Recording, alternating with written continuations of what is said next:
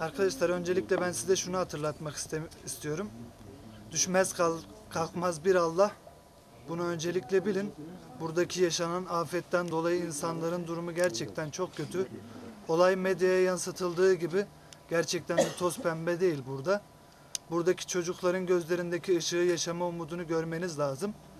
Ben yardımları dağıtırken küçücük çocukların çıplak ayakla, kısa kollu tişörtlerle gezdiğini gördüm ve bu beni çok incitti.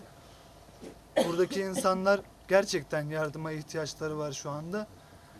Medya kuruluşları bunu bu şekilde yansıtmıyor olabilir size. Her şey güllük gülistanlık görünebilir ama gerçekten de durum böyle değil.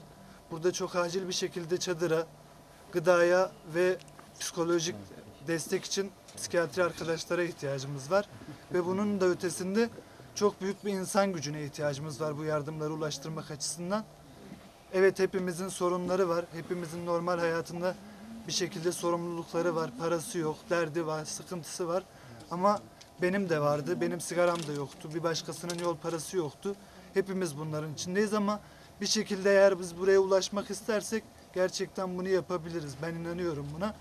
Tekrar aynı sözü size hatırlatıyorum. Düşmez kalkmaz bir Allah.